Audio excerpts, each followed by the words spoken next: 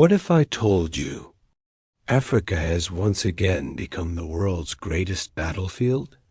Not with bombs and bullets, but with influence, power, and promises of wealth. The West and the East, Washington and Moscow, Paris and Beijing are circling Africa like lions around fresh prey. But here's the question.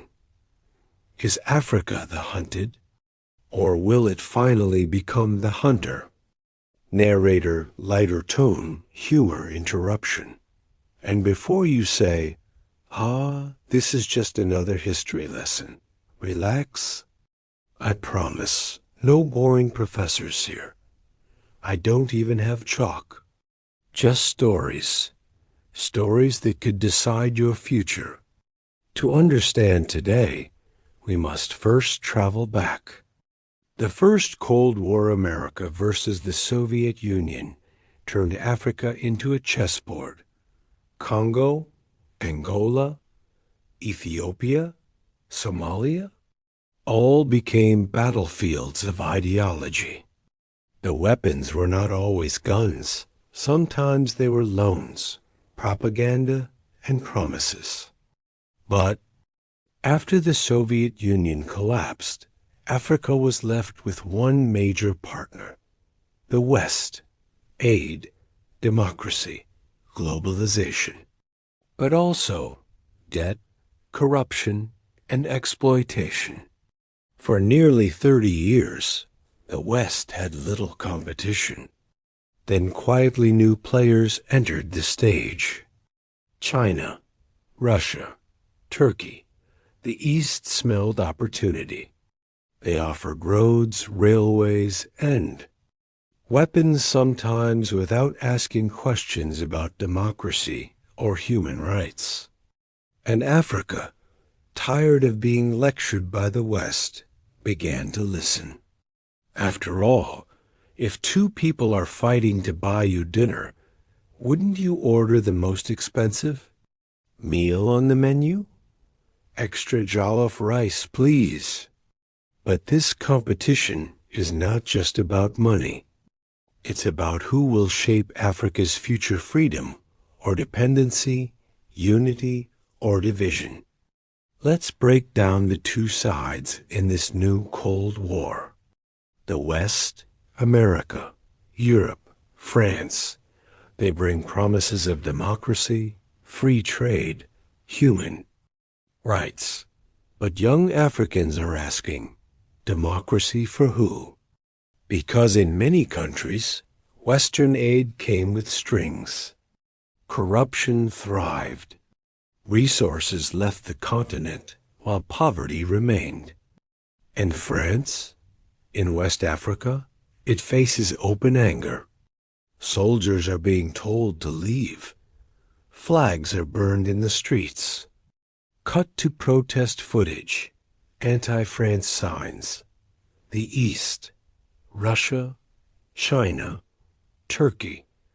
Russia sells itself as Africa's defender. We fought colonialism with you, they say. Wagner mercenaries land in Mali and the Central African Republic, promising security where the West failed. China builds stadiums, highways, and ports. But debt grows and whispers spread. Will China own our future? Turkey? Building mosques, airlines, even TV dramas spreading soft power. And caught in between are African leaders. Some gamble on the West, others bet on the East. But the most daring are trying something radical, playing both sides at once. But here's the dangerous question. What happens when lions fight over prey? Sometimes the prey gets torn apart. This is the moment of truth. Africa cannot afford to be the battleground of others' ambitions again. We stand at the edge of history. The choices made now by our leaders, by our youth, will decide whether Africa is once again exploited or finally rises as a giant. The West promises values. The East promises infrastructure.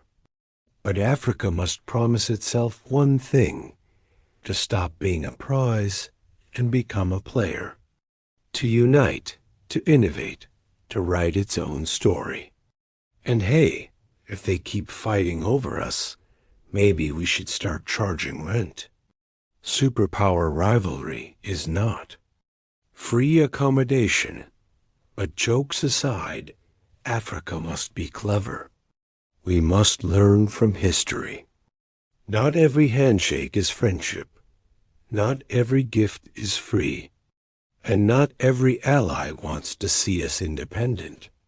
So I ask you, when the new Cold War finally reaches its boiling point, will Africa be the battlefield or the victor?